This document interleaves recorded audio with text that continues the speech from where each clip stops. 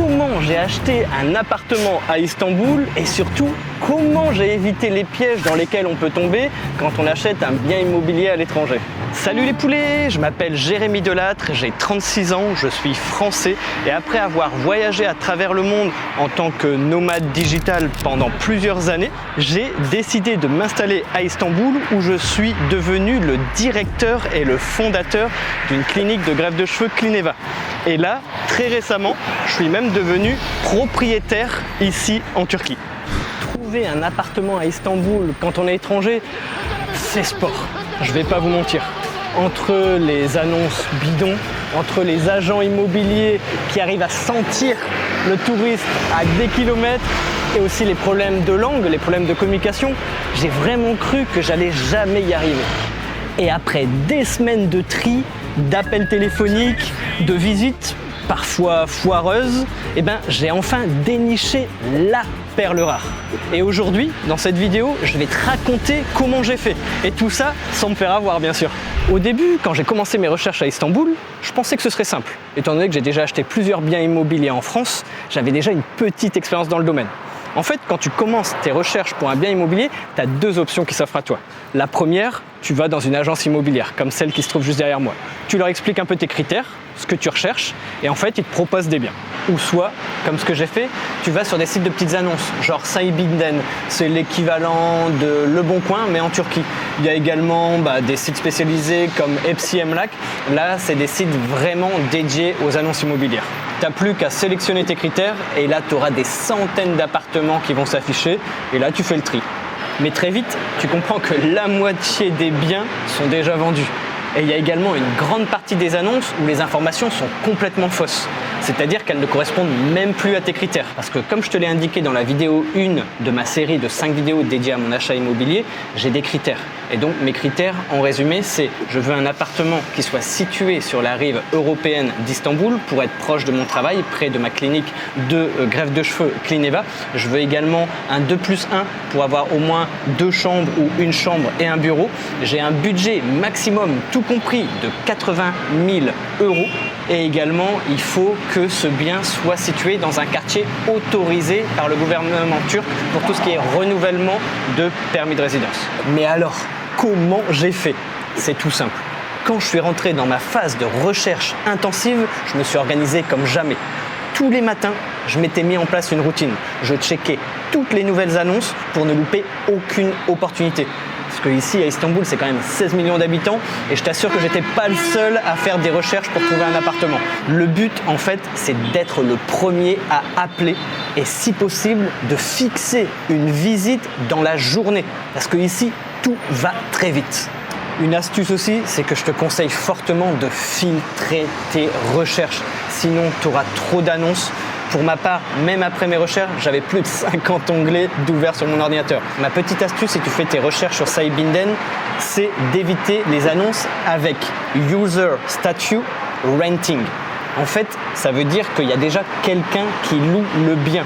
Et donc ici, si tu as envie de vivre à l'intérieur de ton appartement que tu vas acheter, c'est pas évident de savoir si le locataire en place va vouloir partir ou non. Donc pour t'éviter des problèmes, évite User Statue Renting. Ensuite, dans Title Deed Statue, il faut absolument éviter deux choses.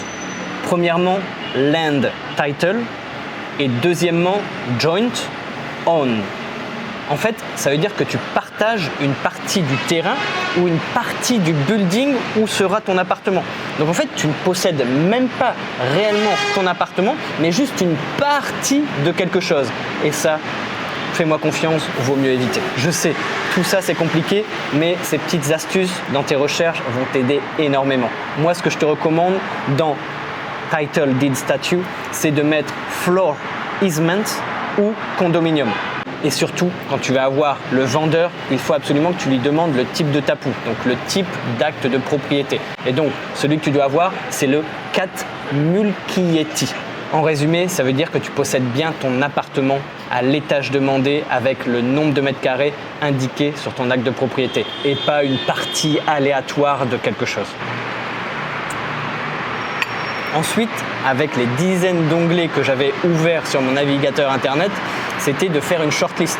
Donc en fait, je comparais la taille des biens, la localisation, le prix au mètre carré, voilà, pour vraiment faire une shortlist. Et une fois que tu as fait une sélection de ta sélection, tu appelles directement pour vérifier plusieurs choses. 1, le bien est encore disponible. 2, que le prix indiqué est bien le bon, que la localisation est correcte et aussi que les informations de l'annonce sont bien les bonnes.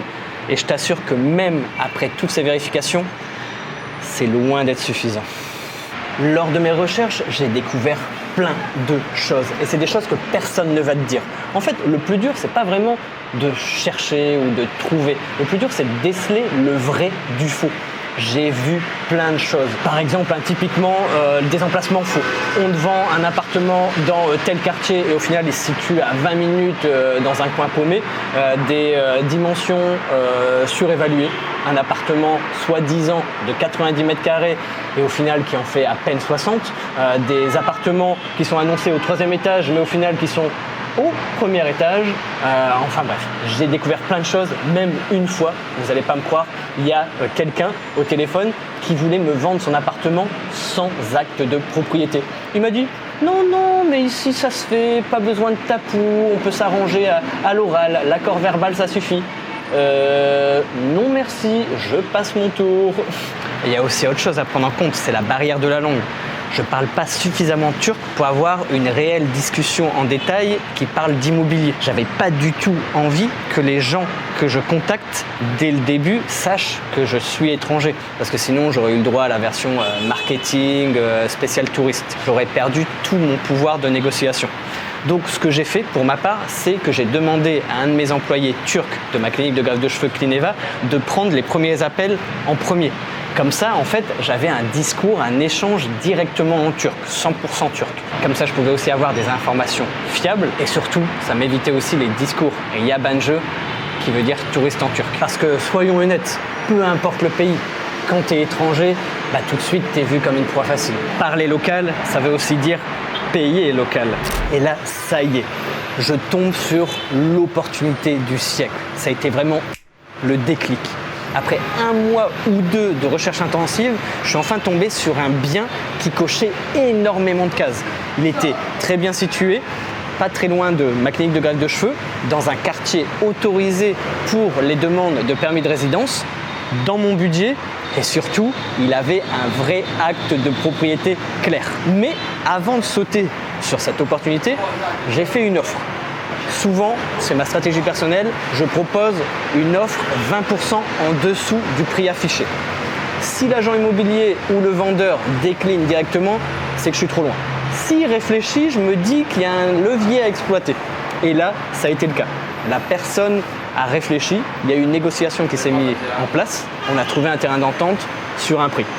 Et j'ai même pu mettre une clause avec mon avocate pour que l'ancien propriétaire puisse garder le logement 1 mois et demi après la signature pour qu'il puisse prendre le temps de trouver un nouveau logement et surtout de pouvoir déménager tranquillement. Tout a été clair, propre et surtout sécurisé juridiquement. Au final, cette recherche m'a appris énormément de choses. 1, à être patient. 2, à se méfier des apparences, parce que souvent, annonce trop alléchante égale méfiance. Ensuite, à poser les bonnes questions et surtout à ne pas se précipiter. Parce que en tant qu'étranger, tu signes pas juste un contrat, tu signes ta tranquillité pour les années à venir. Il faut vraiment que tu prennes conscience, c'est pas juste une signature, c'est vraiment quelque chose qui aura un impact sur le long terme. Et si tu fais les choses mal ou trop vite, ça peut avoir un impact et ça peut même te pourrir la vie pendant plusieurs années. Donc, mon conseil, cherche avec ton cœur, achète avec ta tête. Alors oui, j'ai galéré pour trouver le bien qui me correspondait. Ça m'a pris plus de temps que prévu. Mais j'ai su m'adapter au marché en Turquie et surtout, j'ai appris à chercher différemment. Et également une chose importante, j'ai fait les choses dans les règles. Voilà, avec méthode pour ne rien oublier et surtout pour m'éviter d'éventuels problèmes après mon achat. Et au final, malgré toutes ces précautions, je vais pas te mentir, j'ai quand même découvert des choses imprévues après mon achat. Mais bon, je te raconte tout ça dans une prochaine vidéo. Ah oui, et si tu es encore là à ce moment de la vidéo, pense à mettre le pouce gris en l'air, à t'abonner si ce n'est pas déjà fait et à activer la petite cloche pour recevoir une notification à chaque fois que je publierai une nouvelle vidéo. Et dans la prochaine vidéo, je t'indique toutes les démarches officielles auxquelles tu devras faire face après avoir trouvé le bien qui te correspond. On va parler des documents à fournir pour ton achat, tout ce qui est rendez-vous de notaire, tout ce qui correspond au TAPU, l'acte de propriété, tout ce qui est traduction en tant qu'étranger. Bref, tout ce qu'il faut savoir pour que tu puisses acheter toi aussi un bien en Turquie sans finir au tribunal.